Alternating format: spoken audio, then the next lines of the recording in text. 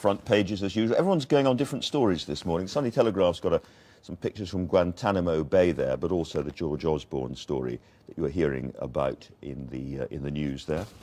Mail on Sunday has gone for top stores being attacked for allowing people to gamble while they're shopping online.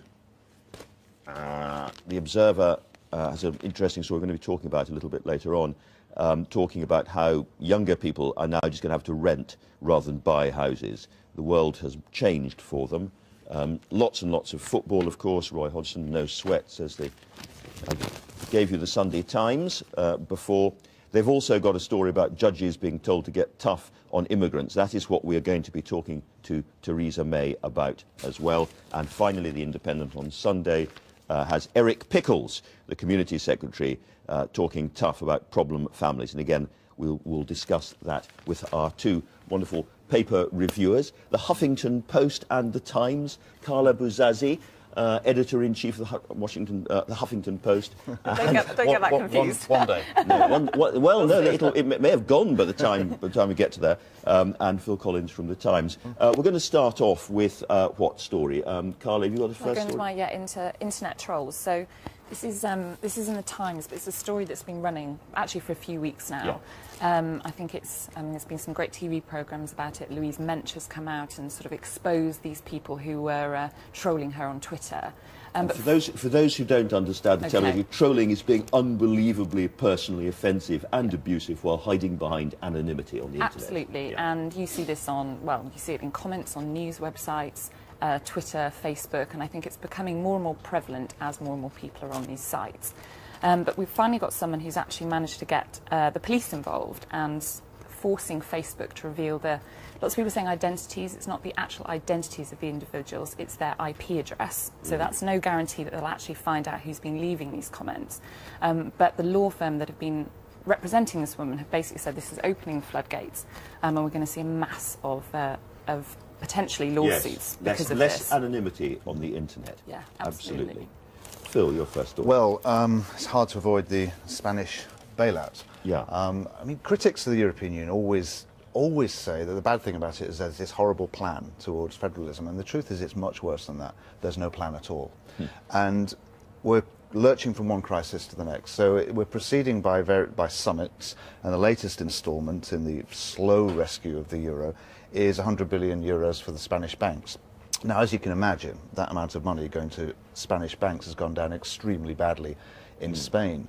But it's probably still the case. I mean, Paul Krugman, I think, is right about this, that the euro was a terrible idea, but the letting it go would be even worse. Right. So another summit's coming up at the end of June, when the Germans will be prevailed upon again. Will they come forward with the capital to save it? And that still remains a central question. Does the German fear of inflation stop them from doing what they've got to do? Well, they've got to do. And in terms of our economy, you know, these sums are just unimaginable. Here's another 100 billion euros for you. But is it the case that our politicians really have any control over what's happening to our economy and the lack of growth and so on, or are we just sucked into this vortex? Well, we're sucked in to some extent. I mean, I think that France, Germany and the Eurozone as a whole has avoided recession, and we haven't. So you can't entirely attribute, as George Osborne's trying to do, the travails of our economy to the Eurozone, though of course it has an effect. I think at the moment the Tory party is about to indulge itself in the desire for a referendum about a fantasy, which is to say a Europe that doesn't exist, a common trading bloc without the institutions of the European Union. And they're calling for a referendum on this. It's like calling for a referendum on Narnia. So why they're starting this slow suicide is beyond me, but I think they're going to. A lot of people would vote for Narnia. Well, they would. It's a lovely place to live, but Andrew, it doesn't exist. No, come on. Sorry. Come on. I know it's early. Watershed is a long time yet. Carla, you've chosen a story which is related to this, but it's about the human cost. Yes, so latest figures are out and suggesting that, well, not suggesting, there's been a 10% rise in women over the age of 30 having abortions, and they're blaming this on the recession. Women are worried about their careers. More women are out of work than men since the recession started. And I'm always slightly worried when you talk about these stories because the pro-life lobby will seize on this, and there is indeed a quote in this story where they're saying, you know, women are just using this as a quick way of of getting rid of children, and I don't think this is anybody goes into that in a light-hearted manner, but yet another example of how the recession is affecting everybody on a very personal level in this instance. On a more positive way in this story, it's also saying that the number of teenagers having abortions has gone down. Yeah. So again, all the headlines, it's terrible, the number of young women having abortions, actually that is decreasing. Interesting story there. And Phil, we have to talk about, this is the obvious, this is Douglas Alexander, Labour politician, on a slightly unexpected story. Yes, it's always good to hear from Douglas Alexander on football, and that's what we've got in the Mail on Sunday. And despite the slightly lurid headline, the case he makes is a very considered one. I think he's right about it. And what he says essentially is that if players are forced to walk off the field because of racist abuse, then they should be supported. The first move would be to go to the referee and ask for intercession, but if the referee doesn't do anything and it's intolerable and a player thinks in all conscience, I'm not playing in these circumstances, and walks off, they'll be booked according to UEFA, but they should be backed. I mean, you can't play in those circumstances. So this is really bubbling. We're going to talk to Clark Carlisle of the Professional Footballers Association a little bit later about that. It started quite well. The first few games, it doesn't appear there's been any problem thus far. This is another example, though. MPs are all jumping on this. This is a great issue to get behind at the moment. Yeah. And suddenly they're all... Well, there's also a political question because, of course, Tymoshenko, the opposition leader in Ukraine, is, after what was essentially a show trial, is in prison. Yeah. And the British government have got this slightly peculiar position where they're not going to go there for the group stages, but if England get through, they might go for the latter stage. Really strange moral position. As I understand it, and not being a football expert, that's more to do with the fact that if we get through, if those matches are in Poland, we'll be moved to Poland, then they wouldn't have so much of an issue attending. Carla, your next story. Okay, so basically, if you're feeling a bit depressed, do not buy The Independent on Sunday today. Or if you do, make sure you've popped your Prozac first. So, headlines, celebrate your big day as if it's your last. This is figures People that die on their birthdays. you're more likely to die on your birthday. Yeah. Wars, disasters, pesticide and zombies. Is the end of the world nigh? This is everything that's going on in America summed up in one very depressing headline. My guess is no. And when your Olympic dream dies, you face the nightmare alone.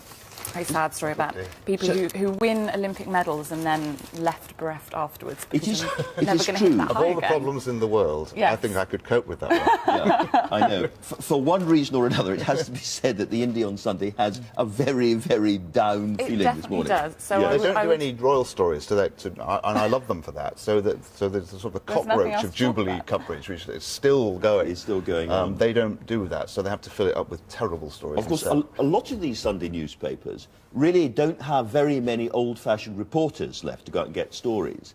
And, you know, they will be looking at organisations like the Huffington Post thinking, is this the... How many actual sort of journalists do you have now, Carl? I have got 23 journalists. 23 journalists. There's a lot of papers who would love to have 20... I mean, and these are all reporting journalists? So most of those reporting. We've also got a blog team, because blogs are a large part of the Huffington Post. So I've got 3 people on my blogs team, and there are about 3,000 people blogging for us as well. But that's more opinion-led things than reporting on the news. So 3,000 opinions. Yes, 3,000 opinions. Wow, that's a lot more of opinions. than I've got.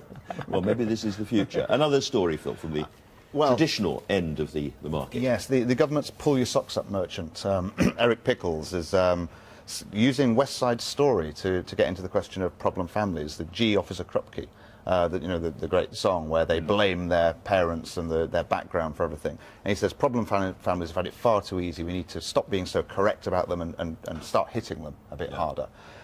Not literally, Well, I think, I don't know. But I think the interesting thing about this, I mean, there is a serious problem. And what the government's trying to do is pay firms by the results they get. And that's the interesting thing from a policy point of view. In terms of getting people into work? Yeah, either getting them to work or getting children to read better. You set up some sort of measure, and then you only get paid if you improve things. I think it's very difficult how you're actually going to work out a child's reading standards and pay someone for that. It's difficult. The devil of this is always in trying to work out what is it that marks somebody's improvement. But it's not impossible. No. And it's intriguing that's what they're trying to do, because governments for years have tried to deal with this, they always call the problem families. Yeah. There used to be 250,000 of them in one measure. Now there says 125,000. And again, how do you measure that? However many you get, they do commit a vast majority of the crimes. So it's not wrong to think there's a serious problem here. Now, whether he's got the right solution, I don't know. We're getting close to our running out of time moment, so let's just crack through a few more. You've mentioned we've got both Cameron and Osborne up at the Leveson inquiry next week. Yes. Big week, actually. It is a big week. I mean, we keep on saying with the Leveson, which seems to have been rolling on forever now, that this is the big week. But this is a pretty big week. You know, we've got Gordon Brown, we've got David Cameron up. And I think, you know, everyone's going to be watching on Thursday. Is he going to get tripped up? Is this going to be a serious conversation, or is this going to be about, what, you know, how text messages were signed off? It'll be a really interesting few days. Phil, the renting story we've mentioned already briefly, but we should just acknowledge that many people are going to have to rent. There's a fascinating little picture there that you've picked up. Yeah, this is the flag as it might look if Scotland were to become independent. And the interesting thing here is not only is the Scottish blue gone, but the Welsh dragon is inserted, because in the Union Jack as it currently stands, the Welsh is not included, because Welsh, they'll love this, was considered to be a principality and already part of England. But in the new design, there's a nice Welsh dragon in the bottom corner, which will be It seems lovely. very sad when we've, you know, all our streets are festooned at the moment with the Union Jack on bunting, and that might be the end. I know. Well, we've run out of time. Unfortunately, the sexual depravity of penguins is one of the stories that we are unable to bring you. You're going to have to read the newspapers yourself if you're interested in that. I think there's a silver lining. Thank you both very much indeed.